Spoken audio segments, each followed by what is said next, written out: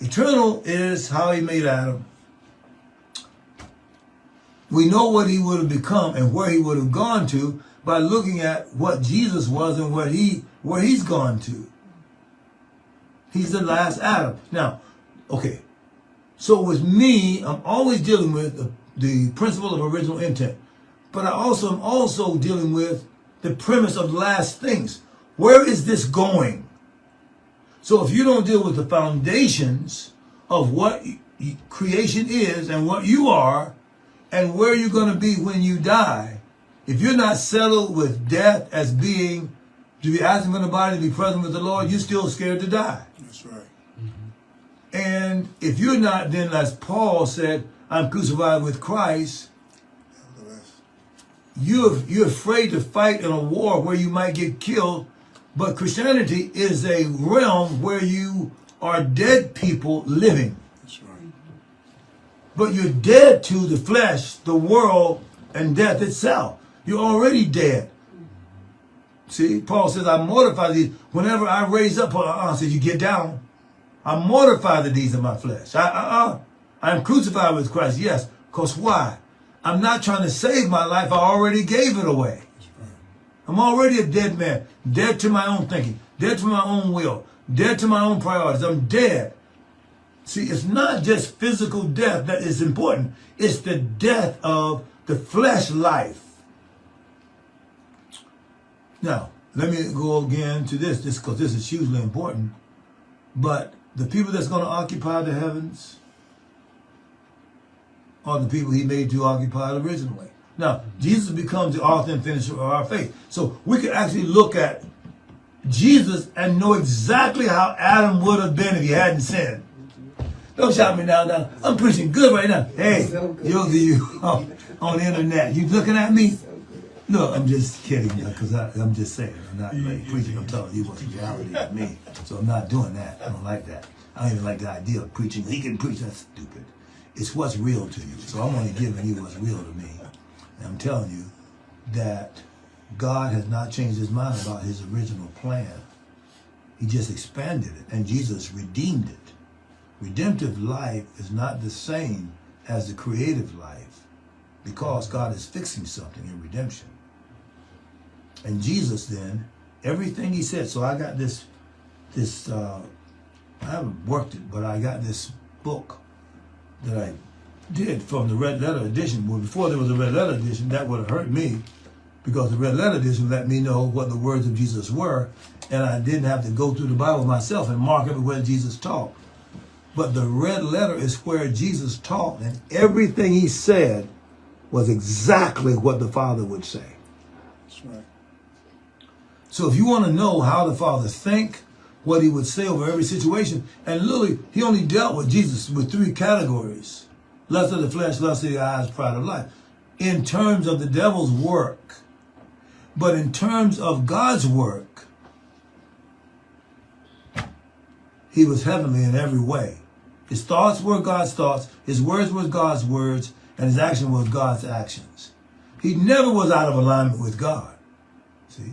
So he's a prototype of how we are going to be and how we're on the pathway of that right now, of being godly, following after Jesus because he's our example. He's a natural example of an eternal reality that came to the earth and lived pleasing to the Father. Yes, sir. And died for the sake of people who sinned against his daddy.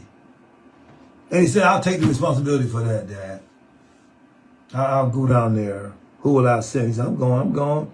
I knew I'm the lamb slain from the foundation. I'm going down there. And I'm going to be rejected. I'm going to be beaten and suffered. I'm going to die on a cross. And I'm going to be buried, just like a human being. But on the 3rd day, I'm going to be quickened. And the life of heaven is going to come inside of me. I'm going to be raised from the dead. And I will have consummated what it takes to redeem the mistake of Adam and to satisfy the claims of justice for you.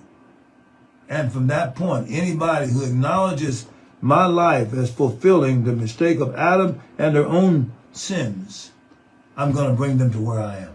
Yes. They'll fulfill the original creation. The difference is, not just on the earth, they will fulfill it in the heavens.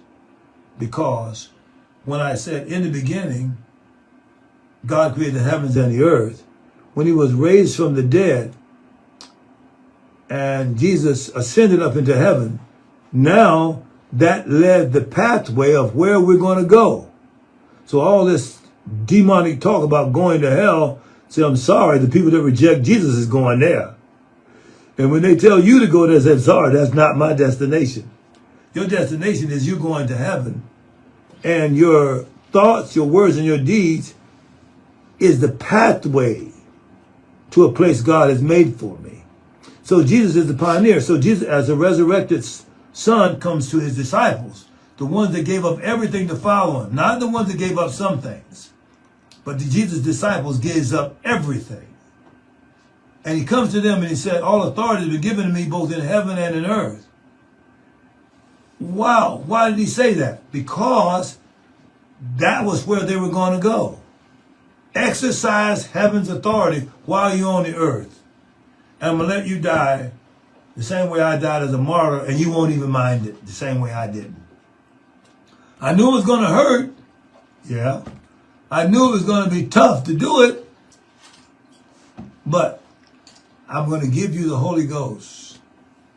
And he's going to be your helper to please me. And then I'm going to tarry until the fullness of the redemption is done. And then I'm going to destroy the earth with fire. And I'm going to resurrect the saints. And they're going to occupy no longer not just the earth, because all authority has been given to me both in heaven and in earth. That goes with the fulfillment of the creation. In the beginning, God created the heavens and the earth. See? So again, I said, you know where Adam would have grown to if he hadn't sinned. The last Adam did it. That's where he's at, in heaven. See? He came to the earth, redeemed the earth, but he didn't stay here. You see what I'm saying? He's gone. The Father took him to heaven. That's where you're going. If you're born again, you're going to heaven. He made the heavens for you, for his creation. He didn't make the heavens for the angels or archangels to serve him. They're already there. He made it for you, and interestingly enough, because you have his genetic seed, you're going to rule them. That's right. Again, I made the point, they were made by God. You are made of God. You carry the seed. See? Never said to an angel. But they did fantastic stuff. Fantastic, amazing things. But the amazement of what they did was to fulfill the man-child, Jesus Christ's fulfillment of the Father's justice. He satisfied the justice of God. The soul that sins is going to die. You love this tree, you're going to die. Jesus said, okay, Father, I'm going to do it. Adam was a knucklehead. I'm going to be the last Adam. I'm going to bring credibility to his name. Yeah. And everything you gave him authority to do, I'm going to redeem it. I'm going to deal with it. I'm going to do it. See? So I'm going to walk on water. I'm going to make fish do what they're supposed to do. I'm going to make birds do what they're supposed to do. Everything. He lets the dove come as a bird. That's right.